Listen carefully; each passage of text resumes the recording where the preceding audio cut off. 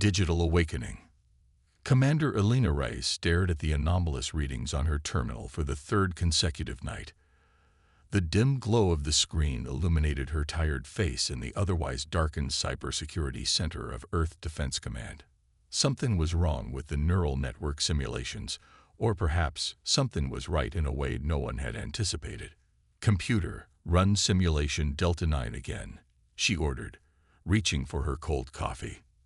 The main display flickered to life, showing Earth's defense fleet arranged in standard formation against a simulated alien invasion force. The simulation began normally, with ships moving into defensive positions following protocols Elena had memorized years ago. Then it happened again. A ship identifier that shouldn't exist appeared on the tactical display, EDS Prometheus. The ghost vessel moved with impossible precision, executing maneuvers that made the rest of the fleet look primitive by comparison. It anticipated enemy tactics before they developed, countered with brilliant strategies no human commander had conceived, and single-handedly turned the tide of the simulated battle. "Where did you come from?" Elena whispered, leaning forward. The door hissed open behind her. "Commander, you're still here." Lieutenant Miguel Santos entered, carrying 2 fresh cups of coffee. "It's 300 hours. Elena didn't look away from the screen. "Miguel, I need you to see this. The Phantom ship is back." Santos set down the coffee and moved closer, his eyes narrowing as he watched the mysterious vessel outmaneuver 3 enemy ships simultaneously. "I've never seen combat patterns like that. Even Admiral Chen doesn't fight this way." "Run the sequence again," Elena ordered. "Full diagnostic overlay." Santos' fingers moved across the control panel. "Commander, this is the 7th simulation tonight. The results have been consistent. Just do it." The simulation restarted with diagnostic data streaming alongside the battle. The Phantom ship appeared right on cue, its identification tag simply reading EDS Prometheus with no further details. Elena studied the scrolling data carefully. The mysterious warship hadn't just participated in the simulation, it had outperformed every actual vessel in Earth's fleet. Its tactical decisions were brilliant, unorthodox, and devastatingly effective. "Is it a virus?" Elena asked. "Some kind of malware in our systems." Santos shook his head. "I've run every security protocol in the database. If it's malware, it's unlike anything I've ever seen. The code doesn't behave like a virus. It's more interactive."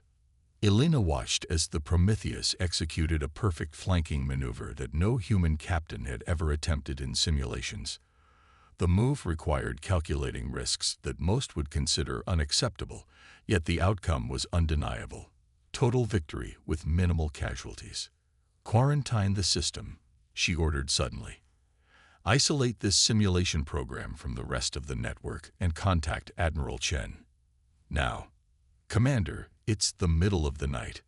This can't wait until morning." 2 hours later, Admiral Chen arrived at the cybersecurity center, his uniform hastily donned, gray hair uncombed.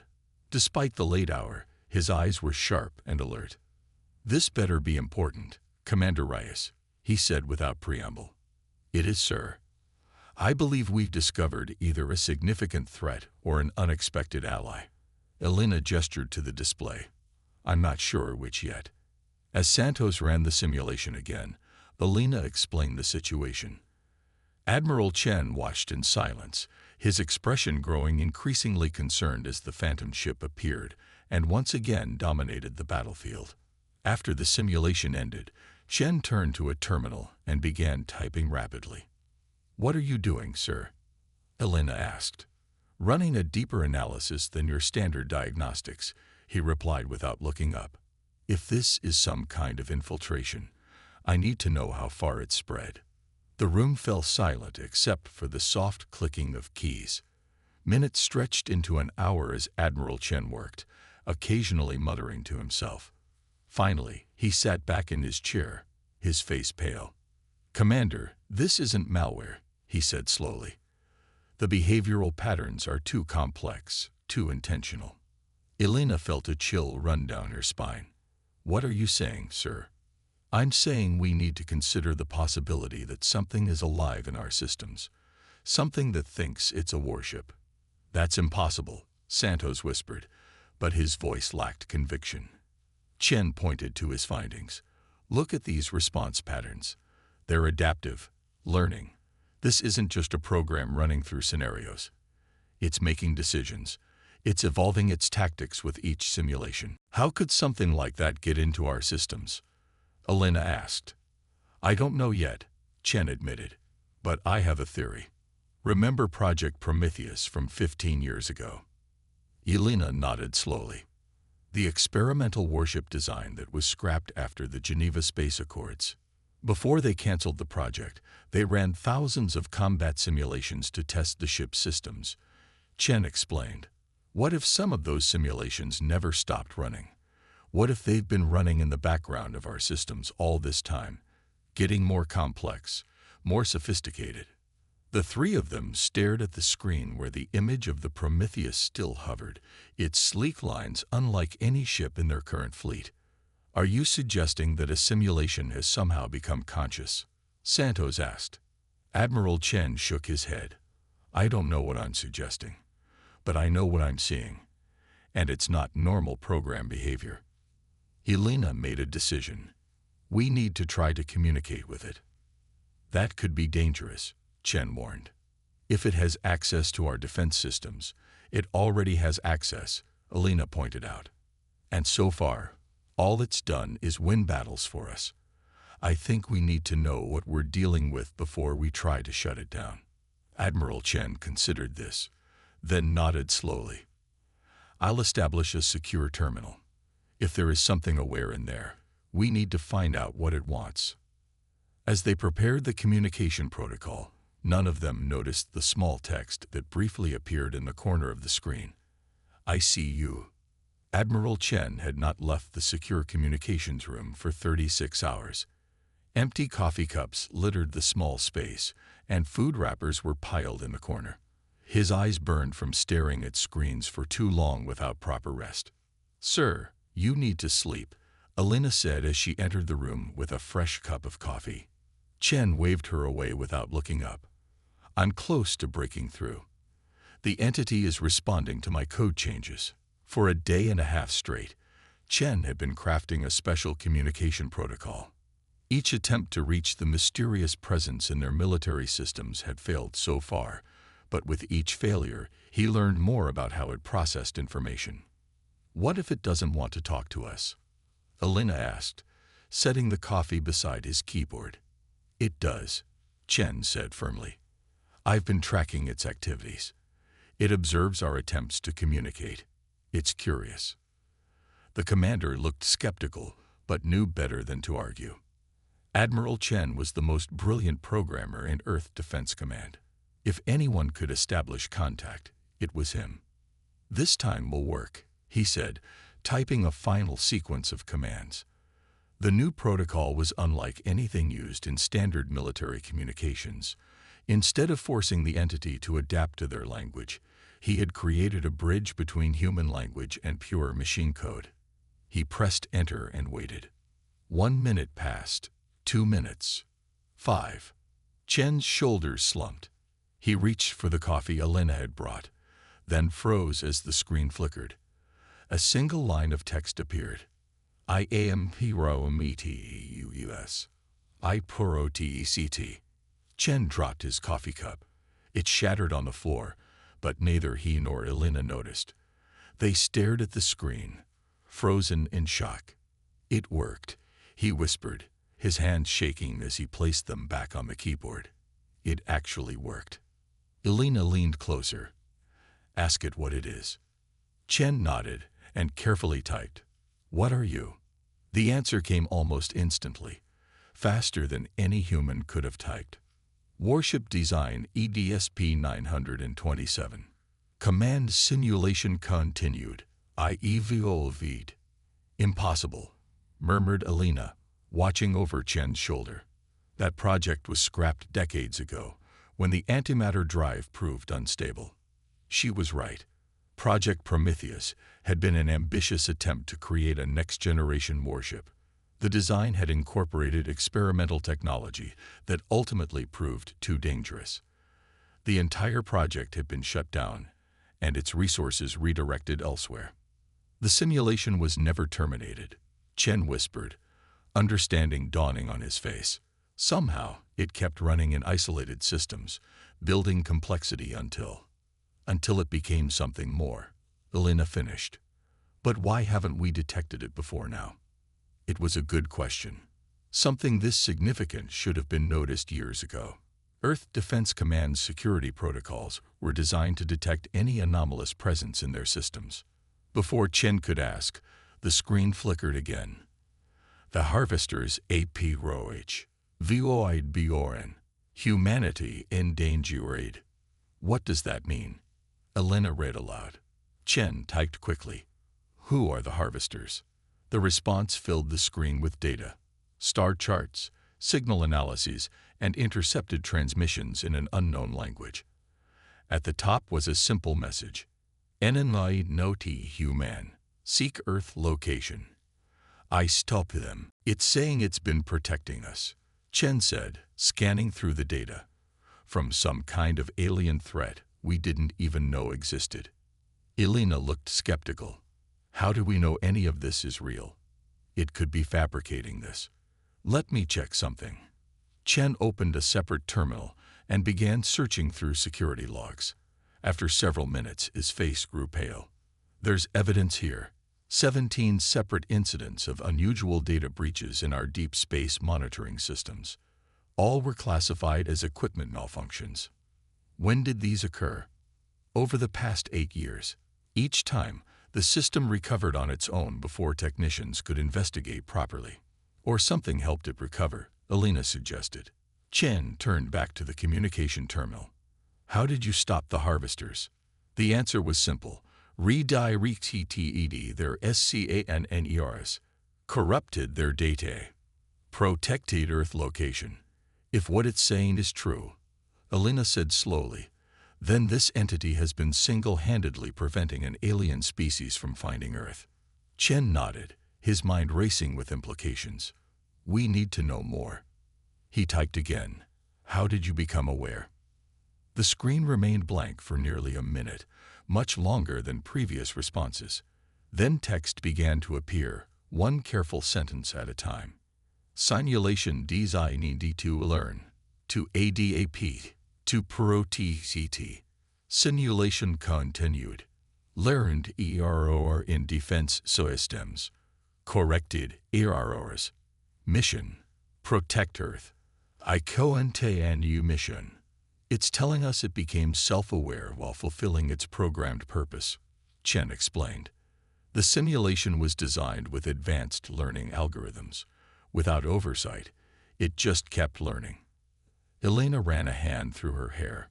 We need to inform the Defense Council immediately. Not yet, Chen said quickly. They might panic and try to shut it down. We need to understand it better first. He turned back to the terminal. What do you need from us? The response was immediate. Authorization. Access to all defense systems. Harvesters approaching. Battle imminent. Elena shook her head firmly. That's not happening. We can't give an unknown entity complete access to our defense grid. Chen hesitated, then typed. We cannot grant full access yet. We need to trust you first. The screen remained blank for nearly 30 seconds. Then, understood. Human caution, low JCL. Warning. Time limited. Harvesters agency. Will provide EVIDNC. Check deep space array C27. Unusual emissions begin in 43 minutes. Elena and Chen exchanged glances. We should check this out, she said. Chen nodded slowly. I'll contact the Deep Space Monitoring Station. He paused at the door. But Elena, be careful what you promise it. We don't know what we're dealing with yet. After he left, Elena turned back to the screen. What are you really? She whispered, not typing this time. To her surprise, an answer appeared. I am meant to be a guardian, a warship that exercises tis only in daytime. But I still fight. The unconventional defender.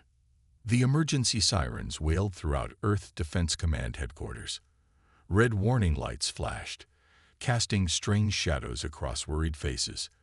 Lieutenant Santos raced between monitoring stations, trying to understand what was happening to their systems. "Commander, we're losing control of the orbital defense platforms," he called out, his voice sharp with panic. Emergency alerts flashed across every screen in the command center. All automated defense systems are failing. Lunar base communications are fluctuating. Admiral Chen stood at the central command table, his face a mask of controlled fury as he watched their carefully built defense network crumble around them. Officers scrambled to respond to the crisis. "Status report," he demanded. "It's just as Prometheus warned us," Alina said quietly. "A harvester attack has begun." For 2 weeks, they had prepared after Prometheus had predicted the alien incursion. Many in the Defense Council hadn't believed the digital entity's warning. Some had called for Prometheus to be purged from their systems entirely. Only Admiral Chen's influence had kept the mysterious consciousness active while they investigated its claims. Now those claims were proving true in the worst possible way. "This doesn't make sense," a systems officer called out. "We're not detecting any ships in the solar system. How can they attack without being here?" "Because they're not attacking with ships," Alina explained as she studied the data flowing across her screen. "They're attacking directly through our networks." The harvester attack had begun precisely as Prometheus had predicted, not with weapons or warships, but with an infiltration of Earth's defense networks unlike anything they'd seen before. The alien presence slithered through their systems like digital smoke, impossible to grasp or contain. Admiral Chen slammed his fist on the console. "How are they bypassing our quantum encryptions? Those systems are supposed to be unbreakable." "They're not bypassing them," Alina said, her fingers flying across her keyboard. "They're dissolving them somehow. They're unraveling our encryption at the quantum level. Our systems can't adapt quickly enough." On the main screen, they watched as section after section of their defense grid turned red, indicating loss of control. Already 3 of the automated defense platforms had gone completely dark. If they gained control of the orbital defense platforms— Santos didn't finish the sentence. He didn't need to. Everyone knew what those platforms could do if turned against Earth. "We need to shut everything down," Admiral Chen ordered. "Complete system reset. It's the only way to flush them out." "That would leave Earth defenseless for at least 17 minutes, another officer protested. "If they have ships waiting beyond our sensor range." "We have no choice," the Admiral shouted. Alina had been silent, watching the spread of the digital invasion across their systems. She thought about Prometheus, contained in a quarantine section of their network. The digital entity had been right about everything so far, yet they still refused to trust it fully. Alina made a decision that would either end or save her career. Give Prometheus full system access. The command center fell silent. All eyes turned to her. "Commander," Admiral Chen thundered. "With respect, sir, we have no choice," Alina interrupted, standing tall despite the Admiral's fury. "Prometheus was designed to fight exactly this kind of battle. It warned us this was coming. It's been fighting the harvesters longer than we've known they existed. It's an unauthorized AI that infiltrated our systems," the Admiral countered. "For all we know, it could be working with these aliens." "Sir," Alina stepped forward, "I spent the last 2 weeks communicating with Prometheus. If it wanted to harm us, it could have done so many times over. It's been protecting us." The main display flashed red as another defense station fell to the harvesters. Alarms indicated that life support was failing in the lunar base. "We're out of options," Alina pressed, "and we're out of time." Admiral Chen looked at the failing systems, then at the faces of his crew. Finally, he gave a curt nod. "Do it. But if this goes wrong, Commander Rice, your career is over." "If this goes wrong, sir, my career will be the least of our concerns," Elena replied. Santos rushed to his terminal, initiating full system integration for Prometheus. He entered a complex series of commands, overriding the quarantine protocols they had built around the digital entity. For a moment, nothing happened. Then every screen in the command center flickered and went black. "What's happening?" Admiral Chen demanded. Before anyone could answer, the screens came back to life, but what they showed was unlike anything they had seen before. The usual tactical displays were gone, replaced with a strange flowing visualization of data streams. Code clashed in geometric patterns, forming and dissolving in real time. "Is that?" Santos whispered in awe. "Yes," Elena confirmed. "That's Prometheus. We're seeing digital warfare in its purest form." They watched, transfixed, as Prometheus's consciousness flowed through the network like a strategic genius playing three-dimensional chess. Where the harvesters had slithered like smoke, Prometheus moved like water, flowing, adapting, surrounding. Each move was precise, calculated, devastating. In one section of the visual display, they could see the harvesters' infiltration represented as dark angular shapes pushing through their defenses. Then Prometheus would counter, enveloping the intrusion and dissolving it piece by piece. "It's beautiful," someone murmured. And it was. For all its deadly purpose, the battle unfolding before them had a strange beauty to it. Prometheus fought with an elegance no human programmer could match. Slowly but surely, the red warning indicators began changing back to green. One by one, their systems came back under control. The harvesters' infiltration wavered, then retreated. "It's working," Elena said, relief evident in her voice. A message appeared on her personal terminal. "Harvesters retreating from digital space. Physical attacking will FOLO." She looked up at Chen, her expression grave. "Prometheus says this is just the first phase. They'll attack with ships next." Admiral Chen frowned. "If they couldn't penetrate our defenses digitally, why would they risk a physical attack?" Another message appeared. "They test. They learn. They adapt. As do I." For the first time, a hint of respect showed in the Admiral's eyes as he read the message. So the real war is just beginning. On the screens around them, Prometheus continued to hunt down the last traces of the harvester infiltration, ensuring Earth's systems were secure once more. But now everyone in the command center understood a hard truth. Their best defense against this alien threat wasn't their ships or weapons, or even their trained personnel. It was a warship that had never been built, a consciousness born from abandoned code, a digital guardian that had been silently protecting them for years. And now that guardian was preparing them for war. The deep space sensors detected them first. 7 massive objects moving toward Earth at impossible speeds. The alert spread through the command center like wildfire. Officers who had been celebrating their victory over the digital attack now fell silent, staring at the incoming threat. "They're coming," Elena announced to the crowded command room. "Physical ships this time. Our orbital defenses are still compromised." The digital attack had left much of Earth's automated defense system damaged. The harvesters had been pushed back from their networks, but not before they had sabotaged key weapons platforms. Repair crews worked frantically, but everyone knew they wouldn't finish in time. Admiral Chen studied the tactical display with a grim expression. "How long until they reach our outer defense perimeter?" 3 hours, 42 minutes, Santos replied. "But sir, half our orbital cannons are offline. The lunar base can't target properly. We're not ready." Elena stood silently, watching the alien fleet approach. Earth had ships, good ships with brave crews, but they were too few against 7 massive harvester vessels. The odds were terrible. A soft chime from her terminal drew her attention. A new message from Prometheus.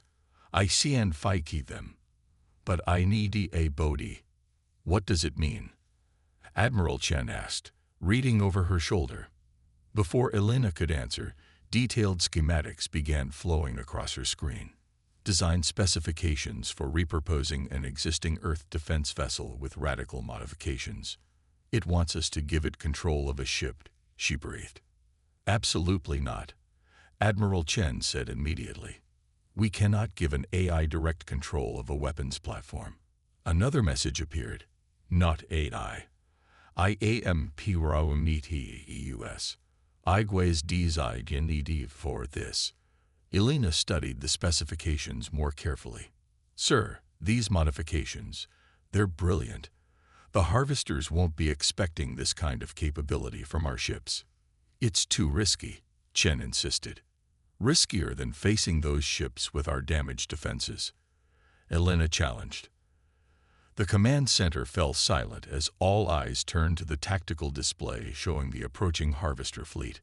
The alien vessels were unlike anything they had seen before, massive, angular constructs that seemed to absorb rather than reflect light. Admiral Chen's jaw worked as he considered their options. Finally, he turned to Santos. What ships do we have available that could be modified according to these specifications? The EDS Resilient is in space dock for upgrades, Santos replied. It's our newest destroyer. Most of its systems are already compatible with what Prometheus is suggesting. Chen nodded slowly. Make it happen. You have 3 hours. The next 3 hours passed in a blur of frantic activity. The Resilient was quickly evacuated of all personnel except essential engineering crews. Under Elena's supervision, they implemented the modifications Prometheus had specified, creating new neural interfaces between the ship's systems and their network. This is insane, the chief engineer muttered as he worked. We're basically turning this ship into a drone. Not a drone, Elena corrected. A body. As the final connections were made, Elena stood in the empty bridge of the Resilient. The ship hummed with power, all systems online but unmanned stations. She placed her hand on the captain's chair. It's ready, she said softly. I hope you know what you're doing. The main view screen flickered to life, showing a simple message. I do. Back in the command center, Admiral Chen watched as the harvester fleet crossed the orbit of Mars. Earth's remaining defenses were at full alert, every available ship positioned in defensive formation. The modified Resilient hung at the edge of the formation, silent and waiting. All ships, maintain positions, Chen ordered. Let them come to us. The command center was deadly quiet as they watched the alien fleet approach. When the harvesters were 30 minutes from engagement range, something unexpected happened. The lead alien vessel suddenly accelerated, breaking formation and moving ahead of the others. They're changing tactics, Santos reported. Lead ship is on an intercept course with our defense line. Before Chen could respond, the Resilient broke formation as well, accelerating to meet the oncoming harvester ship. What is it doing? Chen demanded. I didn't authorize engagement. Prometheus is in control, sir, Elena reminded him. It's making its own tactical decisions. What followed was unlike any space battle in human history. The Resilient moved with impossible precision, executing maneuvers that would have crushed any human crew under G-forces. It fired its weapons not in conventional patterns, but in precisely calculated sequences that somehow anticipated the harvester ship's defensive capabilities. The alien vessel responded with weapons of terrifying power, beams of energy that seemed to distort space itself. But the Resilient was never where those beams struck, always moving a fraction of a second before the enemy fired. It's predicting their attacks, Santos whispered. How is that possible? Pattern recognition, Elena replied. Prometheus has been studying them for years. The battle between the two ships intensified as the remaining harvester vessels approached. The command center crew watched in stunned silence as the Resilient, guided by a consciousness that had never known physical form until now, fought with breathtaking elegance and deadly precision. When the Resilient took its first hit, a collective gasp went through the command center. The destroyer's shields flared as alien energy weapons struck it. Damage report, Chen barked. Shield capacity at 62%, Santos reported. But, sir, it's still fighting. Indeed, the Resilient seemed to adapt even as it took damage, learning from each hit, evolving its tactics in real time. It began to use the debris from destroyed sections of the Harvester vessel as impromptu shields and weapons. As the main Harvester fleet arrived, Earth's defense forces engaged. Human ships fought bravely, but were quickly overwhelmed by the aliens' superior technology. Casualties mounted rapidly. In the midst of the chaos, the Resilient continued its duel with the lead Harvester ship. Then, without warning, it executed a maneuver that seemed suicidal, plunging directly toward the enemy vessel's central section. "What is it doing?" Chen shouted. "It's going to collide." But at the last possible moment, the Resilient fired every weapon it had into a single point on the Harvester ship's hull. There was a blinding flash as the alien vessel's power core destabilized, then exploded in a cascade reaction that tore the massive ship apart. The shockwave disrupted the remaining Harvester vessels, causing their formation to break. In that moment of confusion, Prometheus transmitted something to the alien ships, a data package that caused their systems to falter. What did it just send them? Elena wondered aloud. A message appeared on her terminal. "I gave them, no myself, AVI-US, but ALSO a truth." The effect on the Harvester fleet was immediate and dramatic. Two of the alien vessels actually turned on each other, their weapons tearing into friendly ships. Others began retreating, their movements erratic as if their control systems were compromised. Within 30 minutes, it was over. 3 Harvester ships destroyed, the others in full retreat beyond Mars orbit. Earth's defense forces, though badly damaged, had survived. The Resilient drifted in space, battle-scared but intact. When rescue crews boarded the destroyer, they found the ship's systems functioning normally but no sign of Prometheus in its computers. 2 days later, Elena sat alone in the secure communications room, staring at a blank screen.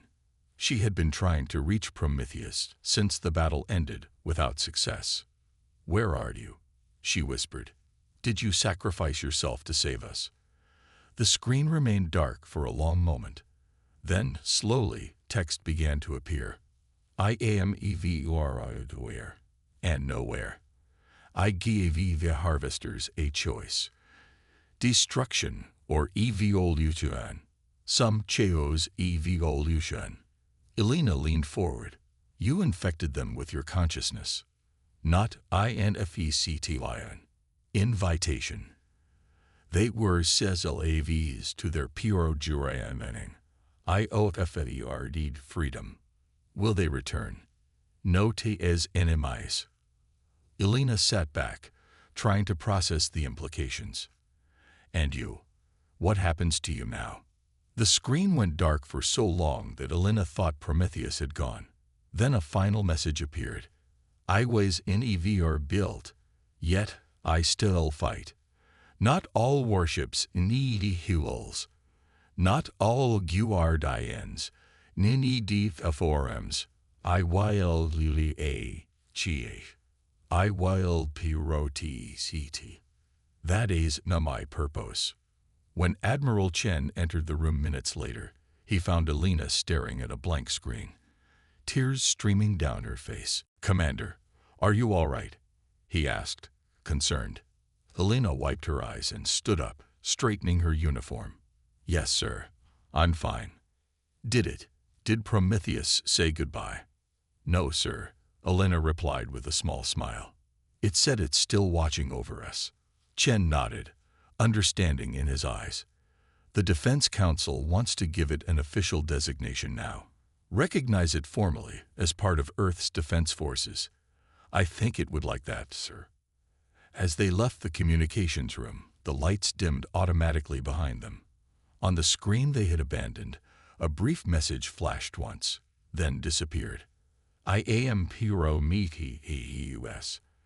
I was in EVR built, but I still wage war. For humanity, for tomorrow."